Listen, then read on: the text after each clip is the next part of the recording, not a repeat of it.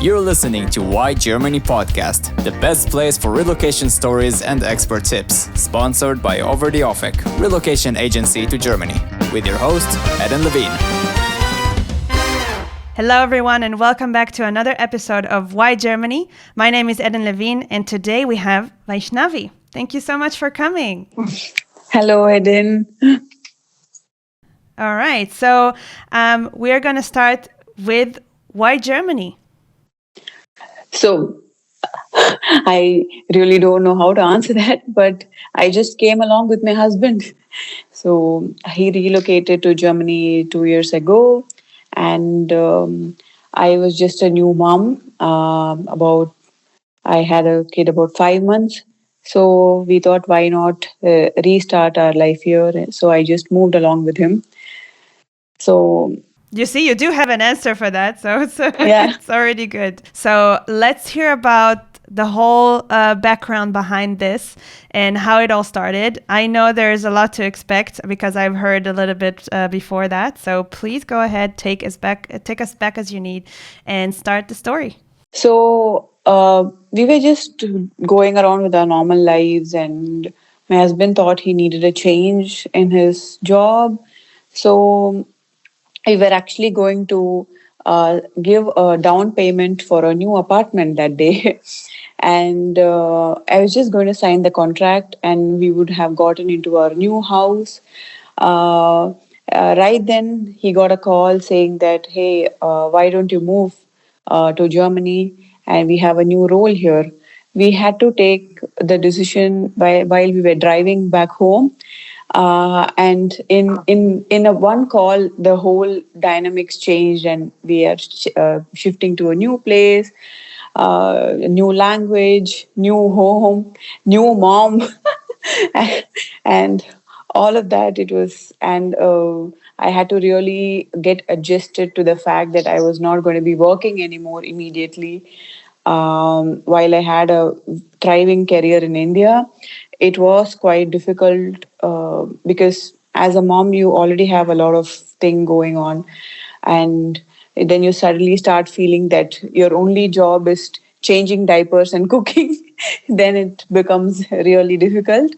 But yeah, I will not forget that it was just in a call that the whole thing changed. Wow. Okay, so let's go back. You said you were both were born in India, right? You and your husband.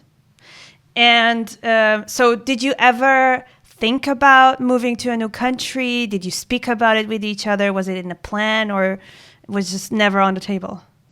Never. So we were in our own house, and it was an ancestral property. It was about 50 years old. So we never thought about moving out of that place at all. Not even a location, like not even a change in house, leave about country. So we were never think really. I would say we had a very good support system in India, lot of help, and and we both are very close to our families. So we never really thought of like going away anywhere until it was just for a career that my husband just thought, okay, why not try? Yeah. So tell me, please, how describe your situation in India at that time. So what were you doing? What was your husband doing?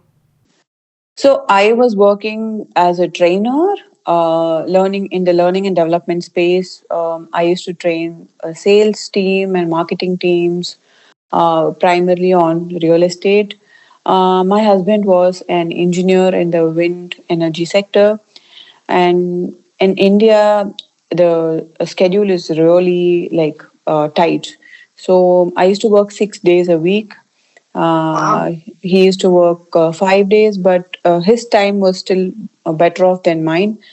And I was working on Sundays as well. So we both had a really busy schedule, I would say. We were typically taking one or two vacations in a year, which would last about for a week.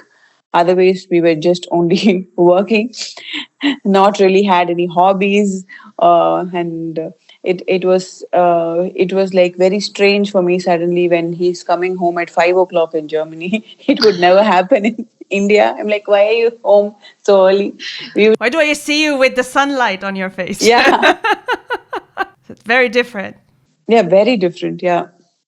Okay, I want to take you back for a second to that story of when you discovered this understanding that you might gonna be moving to Germany, because I remember you told me this, and it struck. I felt like I was there, and I was like, damn, that's a wild moment. So you were both really in a viewing of buying a new apartment. And you were thinking really, okay, you were in the mindset, this is might gonna be our new home, and you come always with like these expectations and what it's gonna look like, and envisioning already, I'm gonna put the kitchen there, the tables there, la la la. And all of a sudden your husband is getting a call. What was on that call? So it was just, he's been working in this company for a long time. So his boss was like, so there is an opening here. You can always come here. Why don't you come to? And the previous day he had said that he wants to quit from the same company. And the next day they were like, okay, if you don't want this role, you come to Germany and take a new role. So this happened in a day. We never expected this reaction from them. We thought, okay, when an employee says they're going to leave, they'll be like, okay, we'll find a new job. Our plan was that my husband would take care of our child and take a break for a year and figure out what to do while I continue to work. That was our initial plan. So this is way different from what we had planned. So these days we stopped planning. We were like, we will take life as it goes. So sometimes my husband gets a little lazy and he's like, I should have been the one at home enjoying with our daughter, and now I am the one who's getting up at 6 o'clock and going, what happened to my life?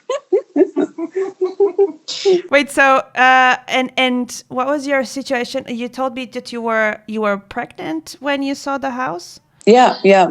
Wow. So when you got the notice about this, you were still pregnant. Yeah, I was about 5.5 months pregnant that time. So we were expecting our baby in March. So it was, everything was all new, everything new to soak in.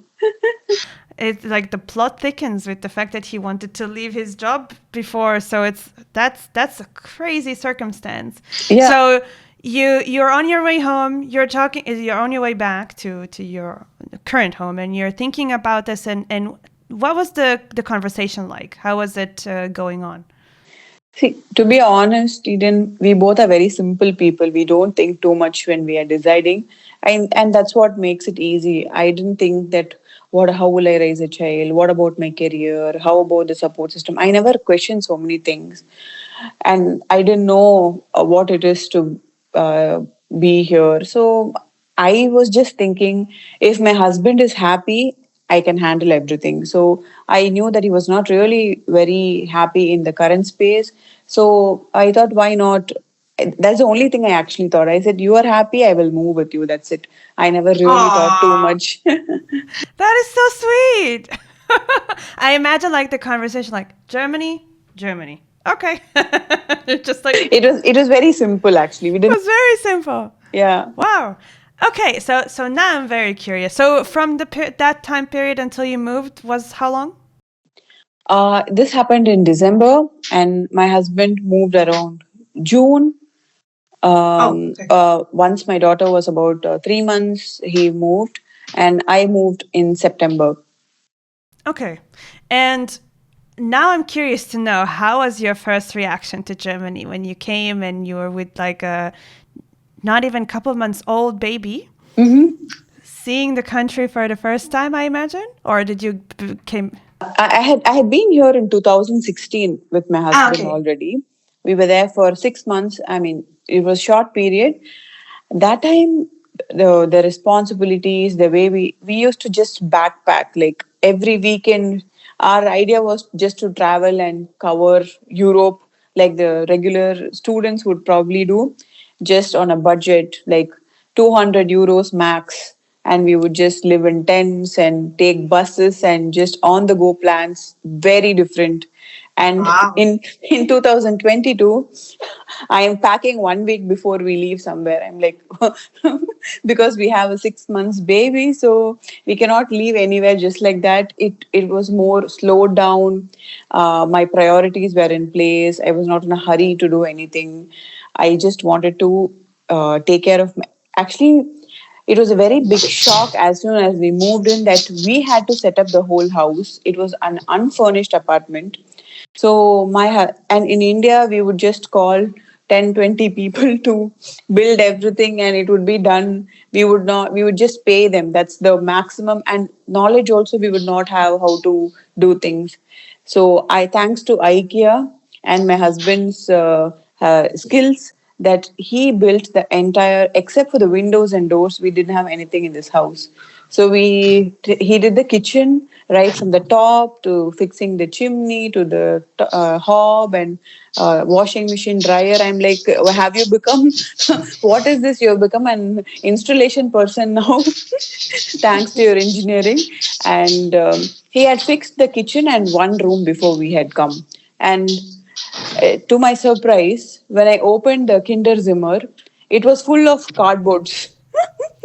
Well, it can be toys, for in the right eyes, those cardboards can be a whole world of games.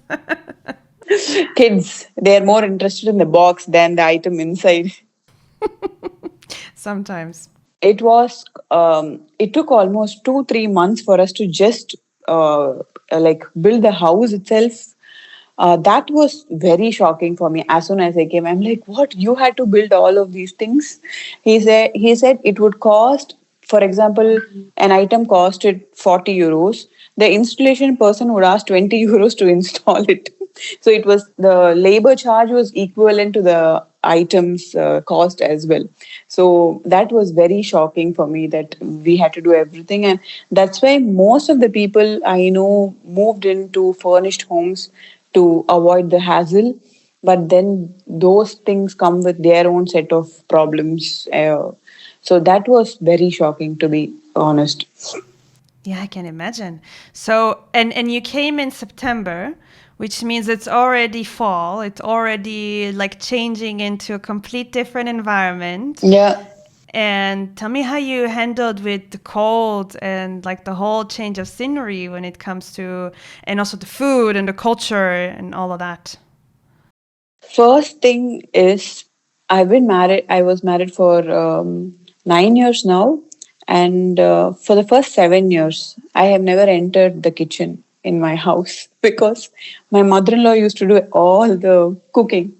So I didn't know how to run a house on a regular basis. Actually, I just used to go to office and come back and eat and sleep. That's and in India, because mainly because it's developing so fast, the priority is more on kids learning and getting into job and having a professional life, and all the other things can be taken care with help because there are so many people, and it is also like providing employment for people. So we are never really trained to do the daily activities as such.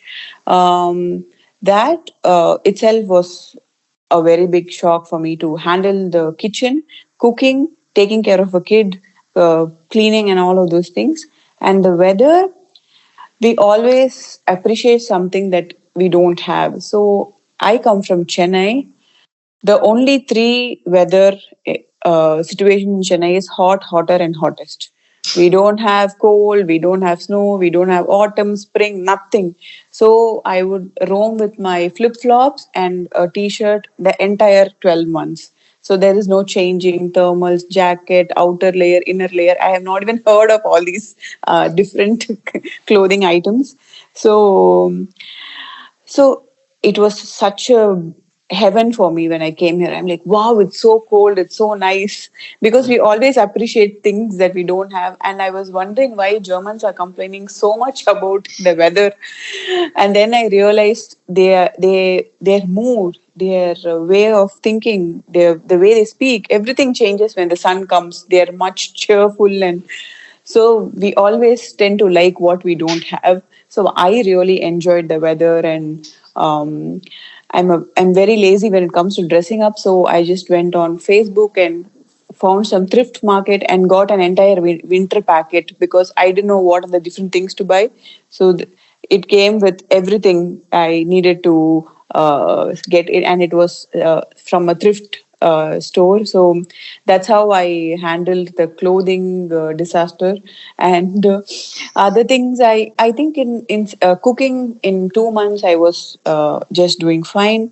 And somehow in my mind, we in India we generally don't eat like stored food a lot. So we cook 3 meals a day, which is very time consuming. Cooking is actually not time consuming. The whole process of the dishwasher, cleaning the kitchen, and all of that. So it was almost I was in a loop that I was doing the same thing again and again and again. It was like I was cooking all the time, but then I got better with time, and now it's okay. Now it's I'm okay with the weather. I still hate wearing socks and shoes. If someone would laugh if they say hear this, but I've never worn shoes before. So I'll get ready fully, and then I'll say, my husband will ask, "Are you ready to go?" I'll say, "Yeah." Then say, "You've not worn your shoes." And they're like, "Oh my god!" Then I will start wearing the shoes. So that is still a problem. I know exactly what you're talking about. I mean, although I don't come from a place of hotter and hottest, I do come from a place where you have proper, I don't know, at least half a year of summer, and I also prefer as much as I can to not have 300 layers on me and socks, and like you have this whole routine of you put this one jacket and then you put another one and then you put your scarf and your mittens and your all of that, and you're like, the whole time crouched. And then in the summer, you're like, is the least amount of clothing I can, sandals, flip-flops, whatnot. And then you're just out and about, like super quick. And you don't have to think about how cold is it going to be. But I've learned to also appreciate, like you said, like the changes of the weather, that it's not constantly the same thing, and that you have different moods. Like you said, I agree completely. So especially people who come from warm countries tend to, let's say the first 1 or 2 years with winter, they tend to really appreciate it and like, oh, finally just a break of the summer.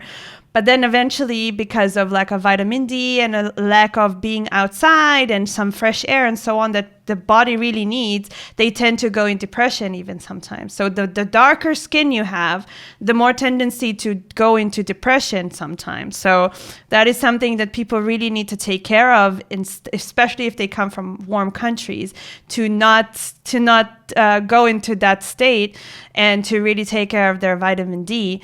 So that is also an important aspect of it. I completely agree. But I'm wondering, so I wonder, because we talked about you had enough time. So you knew about your move from December, and all the way until September is when you moved yourself with the baby. So tell me, how did you prepare to come to Germany? So obviously you did not check how to get the proper clothing.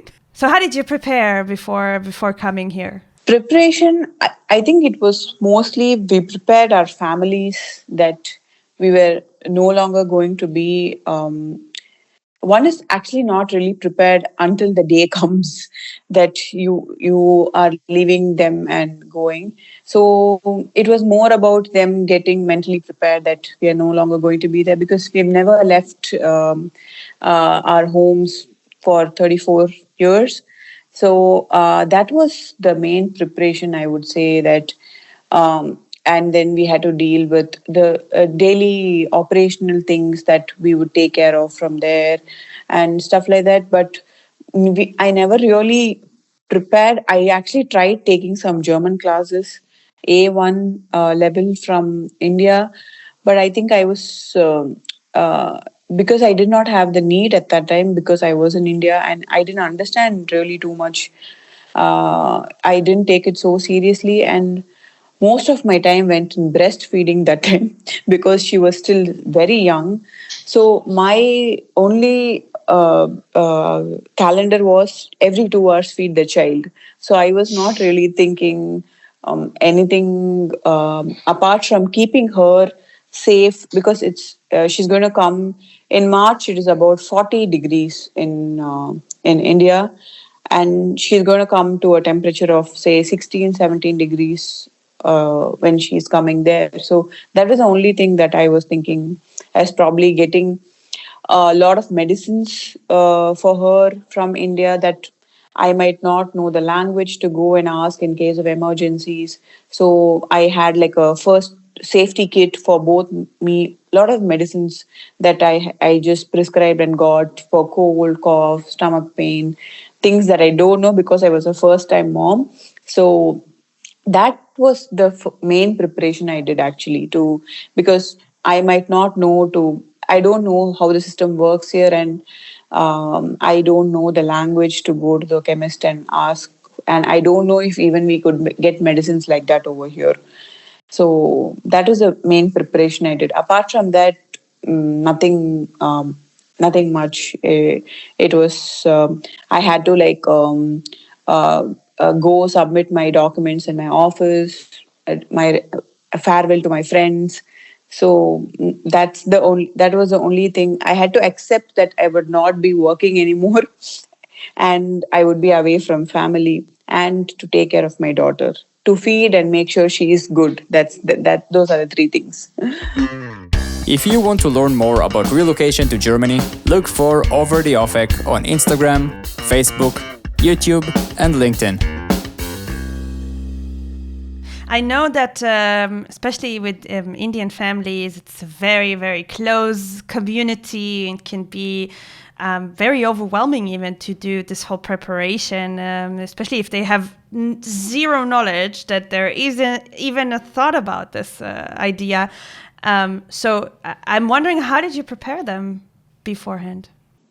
I think they're still coping with it, and we also. It's been 2 years, and the slightest of say we're very attached, right? So with parents, especially in this age when they are growing old, you get more attached to them because you're very scared if something happens to their health.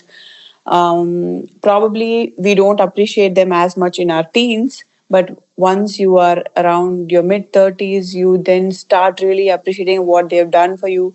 And the tiniest thing scares you about their health, that I would say. And nobody prepares you to handle with aging parents. and and all of this is happening at the same time. You have children growing up and you have aging parents, and you are somewhere in your career where you're scaling up, and it's a very difficult phase to kind of handle. I would say if we get a call saying that somebody is little sick, and we immediately get panicked.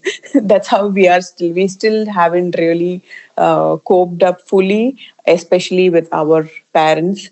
And at the drop of a hat, we would be like ready to go to the airport and take a flight and just go.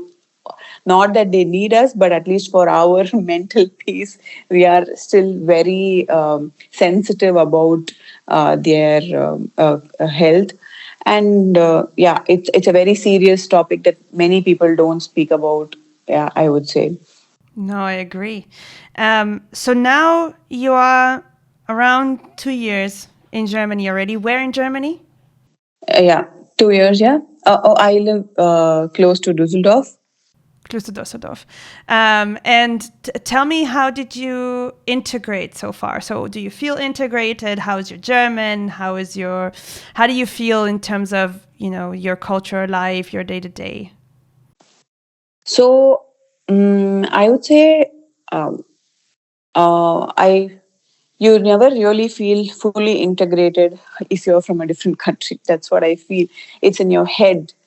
So I stopped assuming things about, say, people are looking at me this way, or they're looking at me differently. They're looking down upon me because I don't know German. I stopped thinking all of those things. I'm just bothered about the things that I need to get done, because I know that we cannot keep lecturing and changing everybody's mindset. There are, in every country, there are nice people and there are not so nice people. So I don't think it's just about you, how you go, how you feel, and me and my husband, both of us, we really talk to people a lot. So um, we the language becomes very important in the place I am. People don't talk so much English, so then we end up, and since my daughter goes to the kindergarten, I have to communicate with them in German as well. So I feel very much I'm able to confidently speak right now, but it was not the case before. But with the technology, I feel you are like, you can always tell Google, and I just show, like, in the initial days with her kinder arts, I didn't know how to explain what happened, so I always show them pictures um, and translation scripts, and they understand. So I feel people who want to help you understand and help you, and these kind of people are there everywhere in the world. So I feel it's just our mindset. I know people who have been here for 10 years and still they don't feel comfortable and they still can't talk German. I know people who are there for 6 months and they learn German so fast. So it's very personal. The language is very personal and it depends on a person's need. Probably if you're living in a place like Munich, I see everyone talk English, and there's no way that someone who's lazy like me will learn German in a place like Munich. But if you put me somewhere in Oberhausen, I will definitely learn. So it's all based on their needs. So my husband directly gave the B2 exam without any preparation because he has attended all his meetings in German. And his Monday morning starts with German. So all the meetings are in German. And he's like, it's going all over my head. And it's very frustrating because the first thing in Monday, there's a meeting and I don't understand anything. And he learned German mostly by immersion, listening to podcasts and seeing series, a very organic way to develop. He did not go to any class or anything like that. So different people learn German differently. But if you ask me about integration, sometimes in India itself, I don't feel integrated because there are people from different parts who will be working in an organization, and there will be subsects that are formed, that you speak this language, I speak this language, and I think I see that in Germany as well. It's like south, east, west, and each of them have their own thing. So it's mostly to do with the mind, I would say. Wow. I mean, since I'm coming from a very small country, I never thought somebody can say in my own country I don't feel integrated. This is an interesting saying. Like I understand where you're coming from, especially that I know in India there are like, I don't know, 26 official languages or something like that. Yeah. If I move like 800 kilometers, I don't follow their language either. Crazy.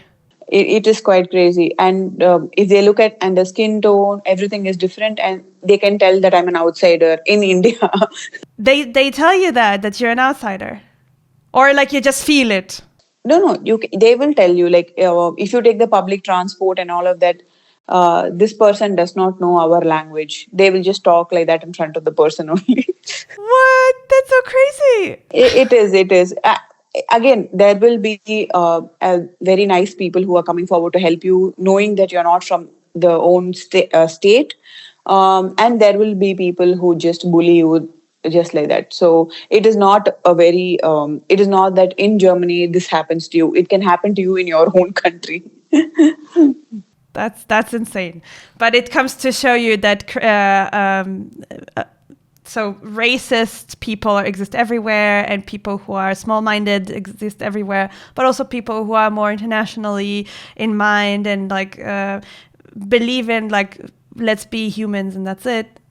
They also exist, and we are grateful for them as well, regardless of where they are. Yeah. Tell me, what is it that you miss the most? I know your family and your community for sure. We spoke about this. So, what outside of your family, what is it that you miss in? I think I miss working the most, Eden, because how I feel in any country, anywhere in the world, if you, especially the Indian mindset drives you very subconsciously that if you are educated and if you are working, and if you are not working now, you are just a homemaker or just a person who's taking care of house. And unfortunately there is no economic reward that is kind of connected to taking care of a house. Nobody is going to take a, at the end of the month, nobody is going to give you a paycheck. At the end of the month, nobody is going to tell this, you've done this really well, and here is a reward for sparkling clean dishes. So so these things, when you're in a job, you get some motivation to I mean, do things, and you feel challenged, you feel appreciated. Maybe it is just an illusion of an capitalistic economy that we are in, that women are made to feel small if they do household work, and you have to be out there and prove yourself and prove your worth and all of that. I have like very different mindsets when it comes to this now, because I have got a lot of time to think. And right now I feel that maybe it is an illusion that they are making me feel that I'm not self-worth if I'm not doing, because it's a very important work I'm doing now as well to I mean, nurture a good child and with values, and make her feel good, and serve the family healthy food. That is also not a small thing.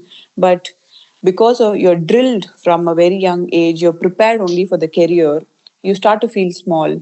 And I have taken almost 1 year to come out of that mindset that I'm doing something small.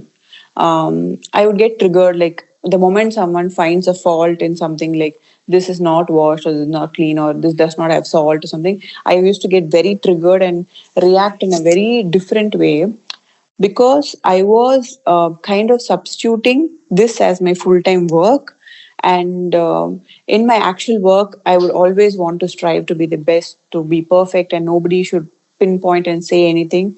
That cannot happen in a day to day life. There will be flaws, and house will be messy with a kid, and we need to accept it. And that was the most difficult thing for me, to accept that I am worthy even though I am not going to work, was the most difficult thing. It took me 1 year to actually really come into agreement with that fact. So, yeah. So, but do you now look for a job, or is it something you miss it, but you still want to keep it your own situation that you are at? So, uh, I would still say that I'm still looking for a job, because I feel that the kids grow up and they have their school, and I would still have some time. And I definitely think a person like me will get very lazy and complacent, and stagnation is something that I'm really scared of. So I sure learn a lot when I teach my kid. But for me to be driven in life, I don't want to feel stagnated. So maybe I will not look for a job that is, say, working for 6 days and working like 40, 50 hours, but I still will want to do something for at least 5 hours a day. Yeah. Wow, I understand completely. You wrote about yourself that you managed to overcome all the challenges in Germany with a good sense of humor. So I wonder what that means. In the sense, um, so certain things are like, me and my friend, for example, both of us were university toppers. So she was a second, she was first rank and I'm second rank, and both of us are jobless in Germany. So we will be like, what is the point of working so hard and getting such marks? We both are in the streets of Germany, jobless. So I mean, because we don't know German. So, but she has studied till C1, but still she's not able to find something that she likes. Uh, but I feel the kind of way the native people speak. For example, if I want to get a job in marketing, it's very difficult because I don't know the market here. I don't know the psychology of the people here. I don't know how they think, and it's very deep. It is not just about just the language. It's culture and the way people think. And you have to. I mean, definitely, people who are born here have a certain advantage of the things that they learn very inorganically. Organically here. So yeah, that's something that me and her joke about all the time. She lives in Munich, and we always joke about this, like, what's the point of studying so much? And I make so much fun of my husband that he's become like one of the hand workers in Germany because he always keeps fixing things. And you won't believe, Eden, we have an app like your delivery app, wherein you can tell what problem you have and the person will come in 10 minutes to fix it. So it's very different. Like here you have to book a term in and wait for so many things, and it's a lot of protocols to follow. So that is very funny. And I also found it very funny that people have to book appointments to meet friends, and like most of my German friends is like, this fourth Saturday of this week I'm free. I'm like, I'm free all the time, you can come whenever you want. So our house is like, door is open, if you call you can come. So it's always like that for everyone, so we never really have a calendar. But then when people start doing that, we have a calendar in our house now, we start noting down things, then automatically you're fallen into that schedule. So yeah, all these things are like, lot of I make a lot of fun about these things, but then I think I have also started becoming like, I always carry a bag. I now carry an umbrella. I'm always ready for all types of weather. I was never like this before I came here. So it's like all my tools are always ready. So So you understand also part of the reason why they are doing what they're doing, because they have a different mentality and different lifestyle and different weather outcomes. Yeah. No. So basically, your way of handling those places where you don't feel comfortable or where you don't feel like you are in the right place, to just use humor for it. yeah, I just laugh about it. I'll be like, oh, I speak a language called Tamil, so we use a lot of references from movies, and we'll tell jokes that all the time. I do these jokes all the time, every day. Yeah, I think it's healthy to look at it in a more jokey, humorous way, so that you don't lose your mind, or sink into a bad place. I agree. All right, so I think we got to the end of our episode, and here is where I will ask you for one tip for our newcomers. If you'll have one tip to give them, what would that be? So, one tip I think, especially if you have kids, you have to apply for a kita as soon as possible. That's a main thing that I want to tell, because we are not aware of how many places are available, what is the waiting time. And there are a lot of groups in Facebook from whichever country you come from that help each other. So you can always find them and ask your queries and get a perspective of, say, 100 different people. So that always helps. Even if you're not a part of it, if you just simply search, somebody would have already asked that query. One important thing, if you have a child, I would give is finding out for kindergarten in your locality and applying as early as possible. Because I know many of my friends who had to go back to India having like a 5, 6 year old kid. They don't know what to do with them on a daily basis. So they were like, you be in India and we'll take you back when we have the place in the kindergarten. Oh, wow.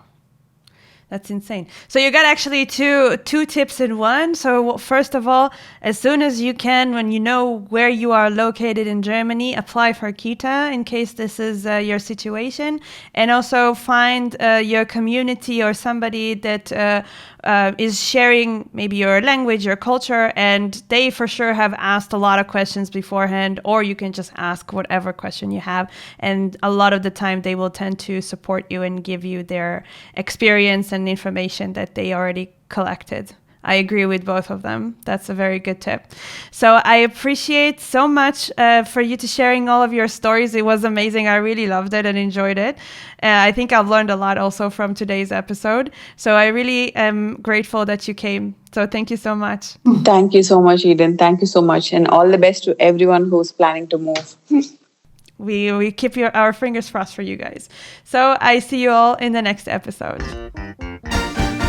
We hope you enjoyed listening to this episode of Why Germany. If you want to learn more about relocation, make sure to visit overtheoffect.com, your relocation experts.